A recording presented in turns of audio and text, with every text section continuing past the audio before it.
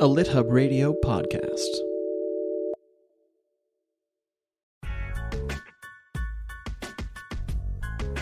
Hello, gossip hounds, fanboys and fangirls, celebrity junkies, paparazzi, stargazers, and groupies. I'm Grant Faulkner, a regular devotee of People magazine when I'm sitting in a waiting room, when I get my, haircut or my teeth cleaned. And I'm here with my podcast co-host and a celebrity in her own right, at least in the publishing and podcasting circles, Brooke Warner. And Brooke, I'm super excited about our featured guest today for two reasons. It's Jeff Hiller, who starred in one of my favorite TV series of the past few years, Somebody Somewhere, and who I'm just a deep fan and kind of an internet stalker of.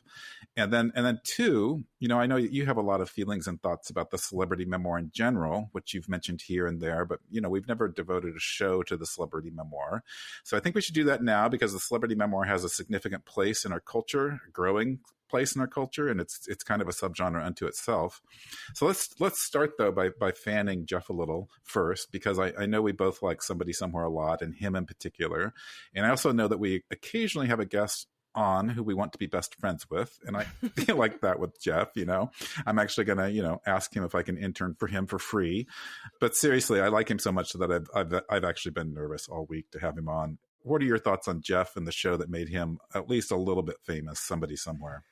Oh my gosh. Well, I do want to answer that question, and I'm going to, but I just thought two things that struck me in your opening here. Number one, that you're an internet stalker. So I don't know that you can ask someone to be your best friend and be stalking them on the internet. So we'll keep that on the down low. But number two is that's so funny about the thing about being a celebrity in your own right, because I actually Googled myself for the first time in a while, and I discovered, and you probably are too, Grant, I'm a public figure. Oh. How do you find that out? Well, you just Google it, and there it was. It said public figure. And so I'm like, oh, my God. Congratulations. Thank you. You might be too. So, we can get a little award going for ourselves. But anyway, so that was surprising. Yeah. But, oh my gosh, Jeff. So he plays one of the most delightful characters I've seen on TV in a long time, Joel, the best friend of the protagonist on the show, Sam, though they're really co-protagonists. And he is heartfelt and authentically himself. He's this out gay man who's living in a small town in Kansas. He's super involved in his church. And watching that show, I just have always had a positive feeling. It's a feel-good show, and I think we need that more now than ever. And I have actually been seeking out more feel-good television since the pandemic. Probably a lot of people have, just because it's hard right now, and it's nice to have a mind break. And just also watching a show where people are kind to each other. It's so interesting in the interview when we get there, Joel is talking about people want him to be their friend because he does, portray this kind of perfect friend on the show. And he wants nothing more than to see Sam, who is his best friend on the show, find her spark and really shine. And so you just feel that. Mm-hmm. And Grant, I know that you wrote a post on Substack about the show a while back. So what prompted you to write that? Yeah, I wrote that piece because I was just so smitten by the show, obsessed by it because, and like you said, it was just such a heartwarming show. And as one who grew up in a small town, I thought it touched on small town issues in ways that other shows hadn't. And then, I felt it was a show made with love, as I put in the post. And so few works of art are made with love, as Somebody Somewhere was. And it was just kind of the prime example of that for me. And, I thought Ted Lasso was the ultimate in a feel-good show, but Somebody Somewhere has a depth and a nuance that I think Ted Lasso doesn't.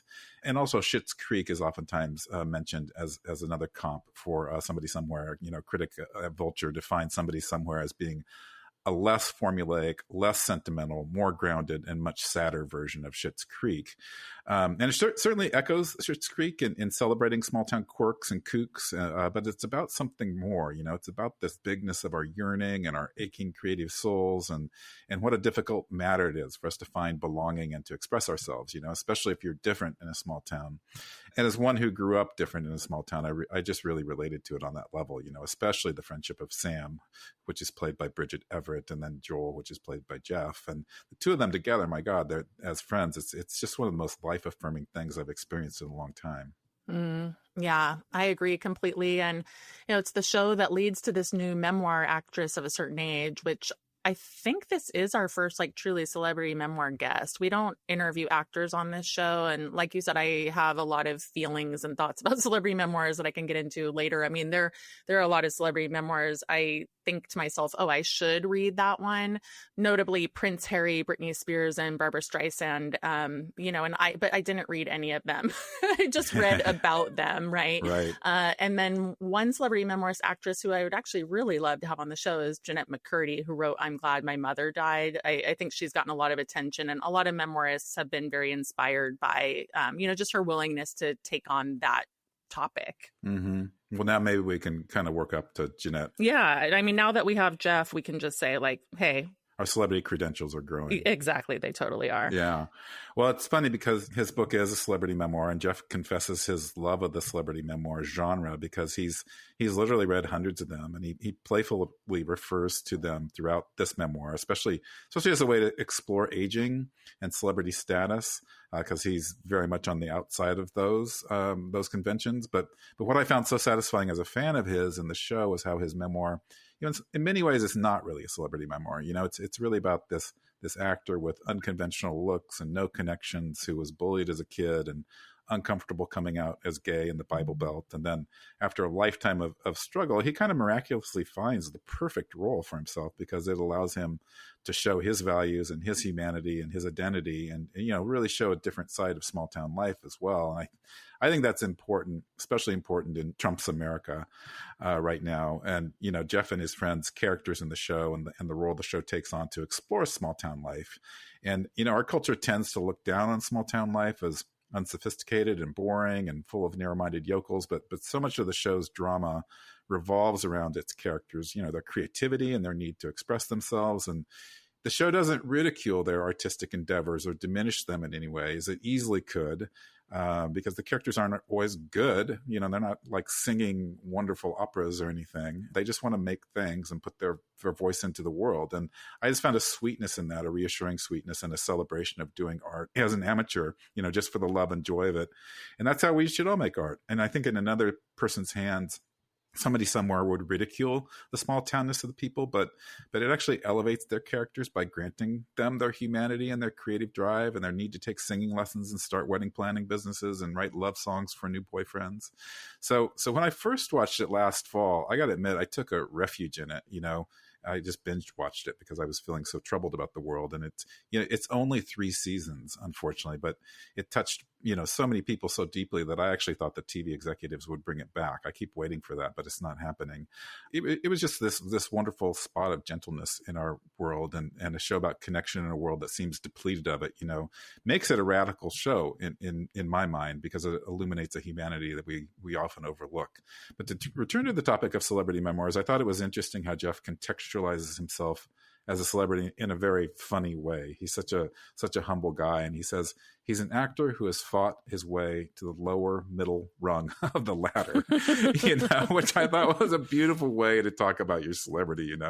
He's poking fun at his own unexpected status. And Brooke, you mentioned that you and Gina Frangelo were texting something to the effect that the Big Five is pretty much only interested in celebrity memoir these days. And she said that to you and you weren't surprised to hear it, but that it was also, quite a reality check. So can you talk a little bit about the role of celebrity memoir in publishing? Yeah, totally. I mean, the context of that conversation had to do with Gina telling me about a memoir she was really excited about that she thought the author would be able to sell. And then she was telling me like 3 agents had fought over the manuscript. The author had landed with one, and then the agent had really struggled to sell the book. And the agent told the author, essentially, the Big Five are only interested in buying celebrity memoirs.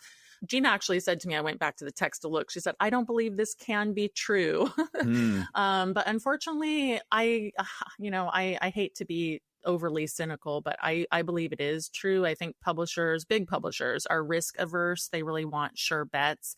And celebrity memoirs are sure bets. And this orientation toward publishing is really one of the primary reasons I started She Writes Press. And that was 13 years ago, coming on 14. And of course, we don't only publish memoir, but it is an uphill battle for a lot of writers out there. And big publishers are oriented toward very particular kinds of books and authors. And so I really understand that mentality because I've been an acquiring editor for a traditional house. But I've also been out of traditional publishing for so long that now, being on the outside looking in, I see that there's like a kind of spell that gets woven right around big names and celebrity and who's who. And I used to say that book publishing is kind of Hollywood adjacent because there's a lot of literary celebrities. But in the past couple of decades, it's just Hollywood. It's like Hollywood is taking over publishing. And like, think about who has their own imprints: Oprah, Gwyneth Paltrow, Lena Dunham, to name just a few.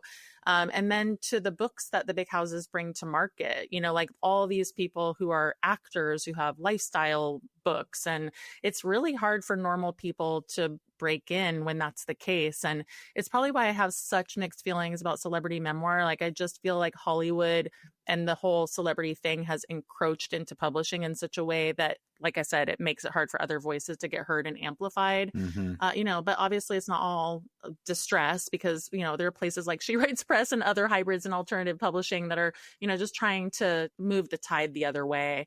But Grant, before we get to Jeff, which we are so excited, can you think of any celebrity memoirs that you've read other than Jeff's? And, did they touch you, or would you recommend them to the audience? I'm actually a bad one for this because I don't really read celebrity memoirs either. I don't seek them out. Throughout my life, I've read a lot of literary biographies, and those kind of functioned as a type of celebrity memoir for me because I was interested in seeing the life behind the work. But I'm one who enjoys reading about the celebrity memoir or hearing the celebrity interviewed on podcasts. I love that. But saying this, I am remembering I did read Tina Fey's memoir, and I read Steve Martin's. So I'll put in a vote for memoirs by very smart comedians. But other ways, I think I've enjoyed memoirs by people like Brooke Shields and Andre Agassi and Barbara Streisand, one step removed. I do want to note, though, I noticed a memoir that's coming out this fall that is very kind of particular to me. I'm looking forward to Evan Dando's memoir, which is called Rumors of My Demise. And that's because our lives have crossed in these weird ways a few times, through a college friend. So perhaps that's another criteria for celebrity memoir for me. If they're somehow in my, my life or era, Yeah, actually that makes so much sense because that was part of why I read Kathleen Hanna's book Rebel Girl. I don't know her obviously, but she's our age. She's, a famous Gen Xer. And so I was like, oh, she's part of our era. So I think that's exactly right. I wanted to say, because I listen to or read so few celebrity memoirs, Will Smith's comes to mind. I did read his book on a road trip with James, my son, a few years ago. And it probably just solidified for me why I don't really love the genre. I like Will, or I did. This was pre-slap. Exactly. But the book is called Will. And he comes off in the book as pretty selfish and self-important, not surprisingly. And I think sometimes, behind the scenes, you look at celebrities and you're kind of like, all it does is for me is reiterate how out of touch they are. Like Barbara Streisand's memoir, for instance, the fact that it was 1,000 pages, for me, that's just out of touch, right? No one is there to say to her, you don't have to include every bit of minutia because there's just no one in her life that can put up that boundary for her. That said, I know that a lot of her fans loved it, but Grant, Jeff Hiller, he's a different level of celebrity. He's a celebrity on the rise. He's not an institution like Will or Babs. And so I think this is the kind of celebrity memoir that we can champion.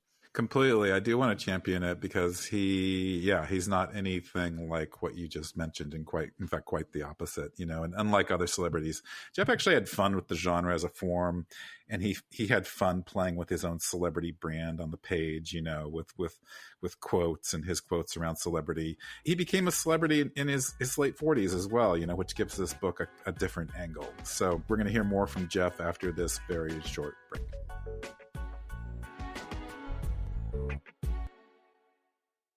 Welcome back, everyone. I'm beyond super excited to introduce our guest today. Jeff Hiller is an actor and comedian based in New York City and famously played Joel in HBO's Somebody Somewhere. And I also want to note that Jeff was in Psych.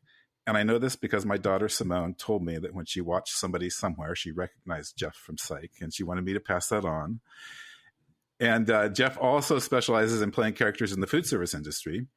And he played a snooty waiter to Hugh Dancy and Rose Byrne and Adam, a pissed off waiter to Zoe Deutsch and Glenn Powell in the Netflix comedy Set It Up. And then he aged into being a maitre d' opposite Chloe Grace Moretz and Isabelle Huppert in Greta. And Jeff also played the naked ghost opposite Ricky Gervais in Ghost Town. And while the character's backstory was never revealed, Jeff got the vibe that he was a waiter in his living life. So as a fellow waiter, Jeff, welcome. Thank you. I love that. And I also love that your daughter has that encyclopedic knowledge of the show Psych, because I was on it for like maybe 2 minutes. She watched Psych, I don't know, probably 10 times. It was on constant reruns there for a while in her, when she was younger. But yeah, she made sure, she's like, tell Jeff that. So your Psych fame endures. Well, I want to start by just, I have a confession. We get a lot of really interesting, fascinating guests on the show like you. And we oftentimes, we really want some friendship magic to happen, that they'll be our like best friends afterwards. And surprisingly few guests have taken us up on this, And so I just want to put it out there that if you need more friends or want to be friends with us, that, we're very open and we're fun. We're fun people. Where do you live? We're in Berkeley. But I live in New York. We can vacation. Okay, so since this book tour has come out or whatever, so many people, because I played the best friend you could play, like the Joel is sort of the idealized version of a friend, which, first of all, like, I don't know that I live up to it, but so many people have been like, I want to be your friend. I want to be your friend. And like some people even want me to inscribe it like to my best friend or whatever, which whatever, I'm totally fine with that. But I just keep thinking like, where the hell were you in junior high? Because I had none, not a one. Just shows you what celebrity gets you in the world. I know, right? I'm like, I don't need you now. I'm almost 50. I needed you when I was 12. I want to, start by saying, I was more than a little obsessed by somebody somewhere, and obsessed with you because the show just meant so much to me, and on a much deeper level than most TV shows do. I wrote a Substack post about the show that got a fair amount of attention for me, and my premise was that the show was made with love, and few shows are actually made with love in the way that Somebody Somewhere was. And I think you essentially said the same thing in your memoir when you said that characters like Joel just don't exist very often, if at all. And then you wrote why it's special. You wrote, it is a show about hope. When I told myself that acting was a dead-end street, I didn't take concrete steps towards quitting because deep down, I still had hope that I could make a living doing the thing I loved. So I'm curious how the hope in the show and the hope you had in your real life, kind of spoke to each other, and were they similar? Yes, but I will say that the well of hope was getting a bit dry when the show came along, and it refilled me up. But I think that in general, I am a person who is hopeful, and is believes that good things are still coming. I'm an optimist, and I think Joel is too. And I'm not saying that everybody needs to be an optimist. I have many friends who are. I'm married to a person who is absolutely not. But I think that the bigger thing is to say, even though people have told you that your dream is wrong or stupid, or that you are wrong or stupid, to have that hope in yourself is such a thing that I think the world tries to beat out of us. And that if we don't have ourselves to have that hope in us, it kind of doesn't matter if anybody else believes in you. And in fact, if nobody else believes in you, but you believe in you, it kind of also doesn't matter. I don't know. I guess I'm like getting to that weird part of like the delusion of like the first few episodes of American Idol, where people are like, I'm the best. It's a good place to be. But I also sort of feel like, if when you're singing and you sound like a dead cat to most other people, but you feel it, who cares? Who cares? You're fulfilled. Yeah, it's part of the show, right? I mean, I loved that part of the show too, with your love interest. You're like, oh God, he cannot sing. Oh, it's true, right? We were copying American Idol. Yeah, exactly. It's all inspiration. Well, the other part of the show that is, of course, like a primary theme is religion. And Joel is struggling with his church and what his religion means. And then there's this really affirming moment when you're all in the purple party van and your character, Joel, exclaims, "This is church," meaning, of course, the togetherness of the friends in the van. And so you grew up religious. And as I understand it, you just blurted that line out. It wasn't in the script. So could you share more about that moment? Yeah, I improvised it. I didn't just blurt it, Yes. So we were doing that scene, which, by the way, shooting those scenes, it looks a lot more fun than it is to actually shoot, because it's hot and it's hard and there's not a lot of space in the van for the person with the camera and the people who were dancing and blah blah blah. But I was sort of taken by the fact that we were still having fun, even though it's really difficult to do it. And it was about Bridget, being silly and having fun with it. And the people who play Irma and Tiffany, who are Mercedes and Megan, who were like enjoying themselves too and having fun with it. Murray Hill was there being a little imp. And I was just taken by the fact that this was towards the end of season 1 when we were shooting that. And I was thinking, like, I can't believe I got this opportunity. It's so beautiful. It feels holy to me that we're here creating art together.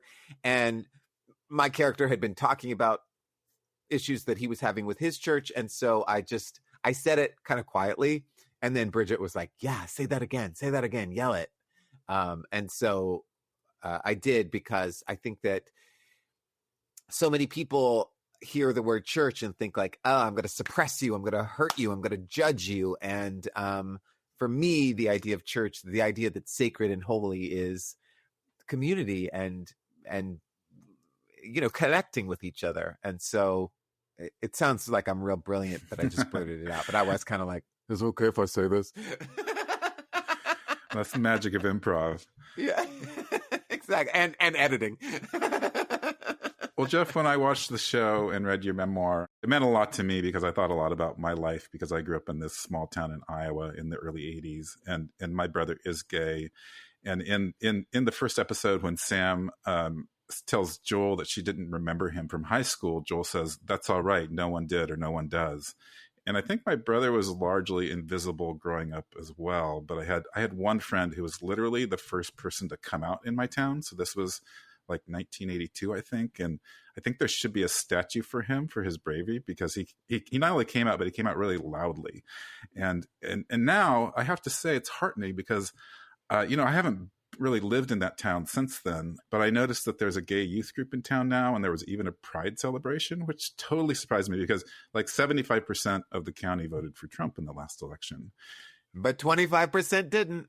Yeah, 25% didn't. Yeah, let's focus on them. And that's why I love this show, in part because it showed gay life in such an unlikely place, and I thought it was really important to do that, to contrast the usual kind of urban environment that gay life is shown in. So I was wondering if you could speak to that. Yeah. And, a lot of people have been like, oh, this is like a fantasy. And I suppose in a certain way it is. But at the same time, there are trans people in rural middle America. There are queer people. And I know so many queer people who find their community in churches. And because I went to Lutheran college and like I found my own space like that when I finally came out my senior year. We had a little church group that met, which was all primarily queer people and allies and stuff like that. And we had this little celebration. It was like our own choir practice. And so I agree with you that or not, you didn't say this, somebody else, that it seems like a fantasy, because all we hear about are like trans people are being attacked, and they are being attacked. I mean, that's not conjecture. That's like truth. But I think that you find your community no matter where you are. And the internet helps with that a lot. And even in a small town in Iowa, they're having a pride celebration, and you're finding other people that you trust. And it makes you even tighter, because you can't trust everyone, because you might be injured both metaphorically and literally by some of these other people. And so I just feel like it's truer than I think some people think it is. I think that you do find a community there, and you do find crossover between LGBTQ folks and the church. I mean, you never see that on TV, but that doesn't mean that that's not happening. It's definitely happening in San Antonio, Texas, and Seguin, Texas. So I can't imagine it's not also happening in Iowa and Kansas. And well, we met people in Kansas who have a queer church. Yeah, well, and it's such an important part of people's identity well before they come out or even know they're gay, right? I mean, it's so foundational to who you are, and then you try to integrate those experiences to the extent that you can. So I love that part of the show, just like Grant. Well, and Jeff, we wanted to ask you about celebrity memoir. I mean, just like, you are a celebrity and you've written a memoir, but you also said that you had read. Say it again. I'm a celebrity? What? And you are a reader of celebrity memoirs and a fan of celebrity memoirs, and we were thinking maybe you're a scholar in the field. Can you imagine getting your PhD in that? That'd be so funny. What was the question? I'm sorry. How did it feel to write your own, I asked? Oh, well, when I was writing it, I really, because I didn't want this to seem like it was some sort of a cash grab. First of all, there was no cash to grab. If you want to make money, don't go into book writing. No kidding. But so I didn't want people to be like, oh God, he got one TV show and now he's all selling out doing that. So I really wanted to be authentic and truthful, because the memoirs that I've read that I connect with the most are the people who are like, this is me, warts and all. I didn't want to be like, I don't know, writing something about like, I love it when I'm in a limousine going to an award show, because I ain't never been to an award show well, I've been probably in a limousine at some point, maybe. I don't know, maybe at prom. Just kidding. I didn't go to prom. But I didn't want to like try and make myself out to be something that I'm not. I am almost 50. I'm sweaty. It took me a really long time to get any sort of success, and even the success that I have, I still haven't made enough money to buy a house. Like, I just want to be like, this is my story. I like to connect to people's stories that are real and truthful, and so that's what I'm going to try here. And also, you know, hopefully it sells well enough that I get to ride in limos to award shows. I hope so. There needs to be an award for celebrity memoirs. Maybe you'll get a Lambda award. You know, the LGBTQ award in book publishing. I'm going to put your name in if your publicist hasn't already. Great. I don't know what that is, but that sounds fun. Well, Jeff, you mentioned this, but this is a memoir where you're reckoning with age, and age is, in fact, is part of the fabric of the book, since each chapter begins with commentary about a different celebrity's age and accomplishments. And you mentioned that you had a breakdown of sorts at age 40, and I think to be an American is to be obsessed with age. I say that as a writer who I was published later in life as well, you know. And so anyway, it's kind of interesting when I tell people that, they're a little bit shocked. So can you tell us more about your thoughts on aging, you know, as an actor, as a person, and now as a celebrity, and why age is so important to you in the book? It's so funny how you keep calling me a celebrity. I'm like, I'm starting to believe it. Well, Jeff, we want to be able to tell people that we're friends with a celebrity. It's really self-serving. It's just one of those things that's like kind of hard to define. Like, I hear celebrity, I think Paris Hilton. Yeah.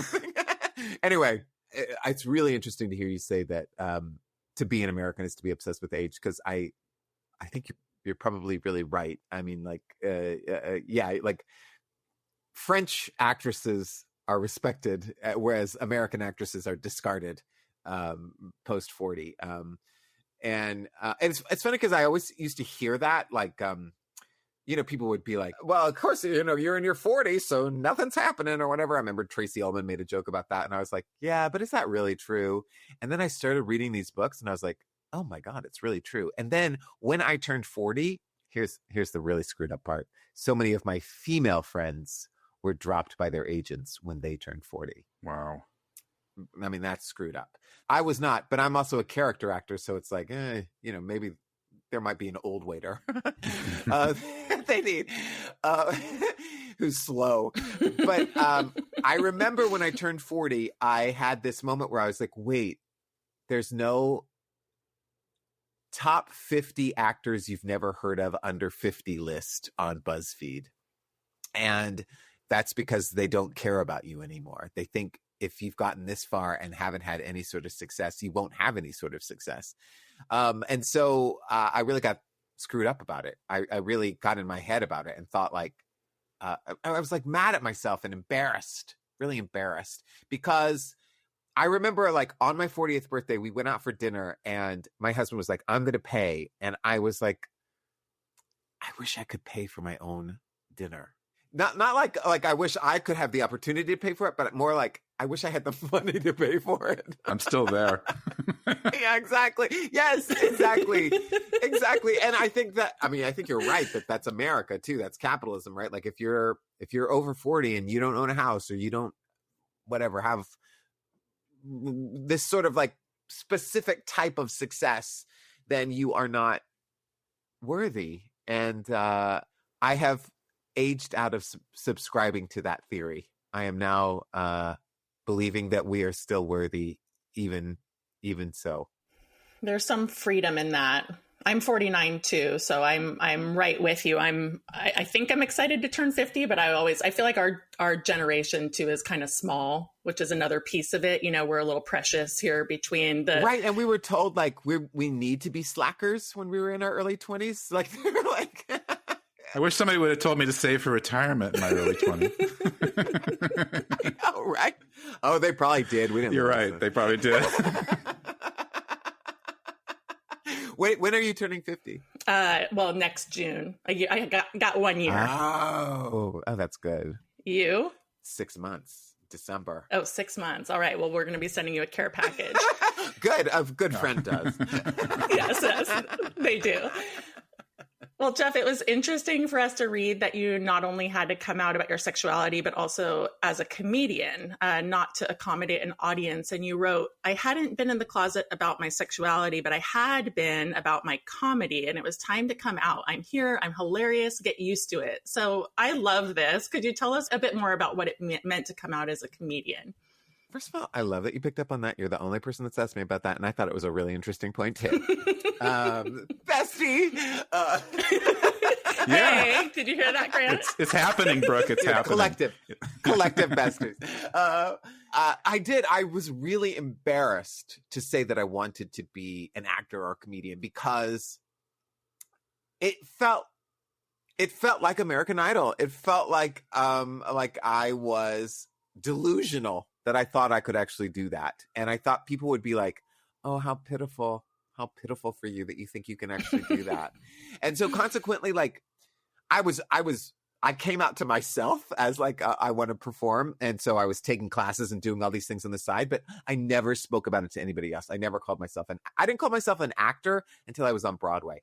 I remember the time when the first time somebody said, what do you do? And I said, I'm an actor. Because I was so embarrassed to admit that. And people would be like, what are you in? And I felt like once I was on Broadway, I could be like, I was in this Broadway show. Now, it lasted for 3 months. So, you know, it was a real bummer of a thing. But I think that I didn't want to be judged by people. And that's another thing of saying, like, I didn't feel worthy because I felt like other people didn't think I was worthy. I mean, I guess it didn't really stop me that much because I was doing it in secret. But I think it's silly that I was embarrassed to admit that because that was my dream. I can do that. And now I've met people. I used to meet people who would say like, I'm an actor. And then they, that they would say on their way to their waiting tables job. And now I'm like, yes, you are an actor. Yeah. You're a freaking actor. And good luck on your shift tonight. Yeah. The same thing happens on the writing side. Yes. Oh my God. I'm still like grappling with like somebody who said like, you're a writer. And I was like, oh, I'm not really a writer. And they're like, you wrote a book. And I was like, oh yeah, I'm a writer. So Jeff, when I read Tina Fey's memoir, and then, I have a thing, I listen to a lot of improv comedians and interviews on podcasts and stuff. And I'm always struck by the way the practice of improv, has seemingly like changed who they are as people. And I think it's rooted in that fundamental yes and. And, you have to listen to another person and work with their energy. So it's not all about you. And it just seems like the practice of that makes one a better person. So I was wondering if you can talk about the creative process of improv and perhaps even relate that to writing for our writing-minded listeners. And I just love how you also proclaimed improv as an art in the book, as something that needed to be said. But it seems like even more than that, I guess. It sometimes seems like a life ideology or a religion for improv actors. Right. I mean, I don't want to make it sound like a cult because there might be some people that be like, girl, it's a cult. I mean, okay. I think the art of improv, it's kind of like church, it's like, it feels spiritual to me. Mm-hmm. I think that sometimes improv theaters, that's where you get into the cult side, where it's like, we're competing with each other to try and get one of these 8 slots on an improv team or whatever. And that's where it gets a little like, American versus, heavenly. But I think even more than the yes and, it's the listening that makes you a different person, makes you a different actor, makes you a different human, because your ear gets, especially when you're doing it the way I was doing it, which was like, I mean, I wouldn't recommend it. It was like every day, multiple hours a day working on improv because it was my only outlet to perform too. I think it makes you quick, and it makes you be sort of a very minor expert on a lot of things, like a little bit about a lot of stuff because you have to. But I think the biggest thing is that you listen, you hear people, and you're not just hearing the words they're saying, you're hearing how they're saying the words.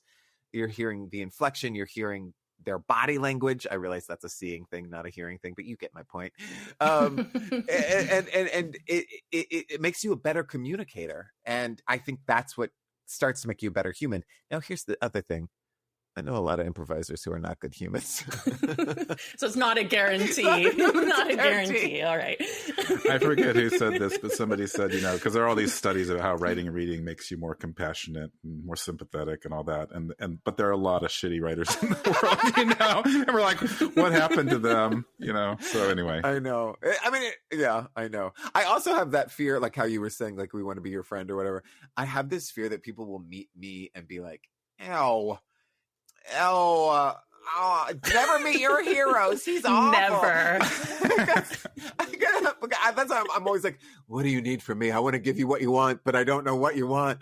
Because I think a lot of people are like, look at me and tell me I need to sing at choir practice and that'll change my life. And I'm like, I don't know what it is. I'm a mess. I don't know what you need.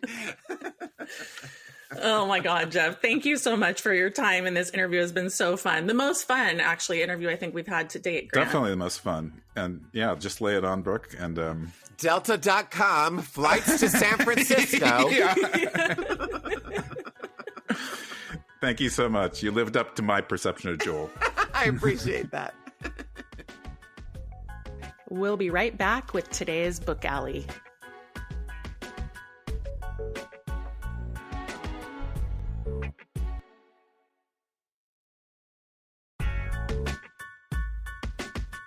Well, Brooke, Book Alley is still new, and we're just starting to hear from listeners about featuring their books on the podcast. And so now is a great time to get in the door, by the way, because the word is just barely out and we're not very inundated. So if you have a book, please send it to us. And I know, Brooke, that one of your authors contacted you, and this is Spark Press author Michael King, who wrote a book called Be There When I Return. And actually it seemed like a good tie-in for celebrity memoir because he has a blurb and a personal connection to the comedian and actor George Wallace. So before we tell listeners about Be There When I Return, a memoir of epilepsy, love, and success, how important is the celebrity connection, the celebrity forward, or the celebrity blurb these days? I'm guessing it's important. But I know the publisher of Simon & Schuster's flagship imprint recently made news when he said that he wasn't requiring his authors to get blurbs anymore. Imagine that. Yeah. I mean, in some ways, I think that was a publicity stunt, honestly, because authors are going to get blurbs. It's also going to be a very hard tradition to break. People like it. It's been a thing for 100 years. And while authors are for sure burdened by it, I also think that getting blurbs is a form of validation. I'm sure you feel that too. I mean, this industry is built upon validation. And I've kind of made it a mission of mine to try to get people to honor self-validation in the process of getting published. But being chosen, being praised, getting good feedback and reviews, that's all the kind of stuff that fuels us. And it does matter. And celebrity endorsements, yeah, they matter because name recognition is part of what gets people to pick up a book. Let me phrase, this industry is really built upon validation. Yeah. So I was thinking validation doesn't pay the rent. It does not. But we are working for validation in a lot of different ways. And that's what I presume to be true, just what you said. And I wish it wasn't, though, because I do hate asking for blurbs. And as honored as I am to be asked, it's super tough to make time for it. It is a burden. But that said, tell us about Be There When I Return by Michael King. I will. Michael King, he was in his early 30s and living in Los Angeles when things started to go sideways for him and his friends. And then the woman that he was casually dating at the time started to notice weird behavior. And he brushed it off at first, but something was decidedly off. And so eventually he saw his neurologist or a neurologist. He was diagnosed with epilepsy. And then that kind of kicks off a 5-year odyssey through seizures, medications that zap his energy, and then the slow rebuilding of normalcy. And part of the story is that his girlfriend sticks by him the whole time, offering support through all that he's going through. So then he's 37, and this is when Michael took the leap and took the risk to get brain surgery, and the operation was successful, and it really changed everything. And so for the first time in years, he wasn't ruled by his condition. The reason we acquired this book is because we felt that epilepsy is such an important topic. And I actually looked up the numbers, and it afflicts 50 million people globally, which is pretty huge. And Michael's raw honesty about the condition is quite eye-opening. You really feel the fatigue and frustration of meds failing, the isolation of unpredictable seizures, how people treat you, the desperation of starting over. And the book is about success, because also when it's all over, he goes to Silicon Valley, and when he gets there, he really has like purpose and confidence after having gone through what he went through. So yeah, that's today's book alley, Grant. I'm kind of excited about this feature we're doing. That's so meaningful just to hear the story of the book. And, definitely it makes the case for why these everyday stories are so important, and why books by non-celebrities, so desperately need homes and need amplification so that people can find out about them when celebrity memoirs, get so much attention. And so I'm glad we're doing Book Alley to elevate and amplify your stories, listeners. So keep the requests coming. You can email our very trusted assistant, Clara Wolf, who you can read about on our site. Go to memoirnation.com, read all about Clara and other things. And you can reach her at clara@memoirnation.com. And we appreciate you checking out Memoir Nation. This month, actually, I'm teaching a class on July 22 called Flash Memoir. So if you're interested in short form memoir as a form all its own, or as a springboard to longer work, I love memoirs where it has these little shorts woven into things, then please check out the details on memoirnation.com under the classes link in the navigation. And the class is just $49, or better deal, it's included with one of our paid membership tiers, and I'd love to see you there. As always, until next week for more Memoir Nation.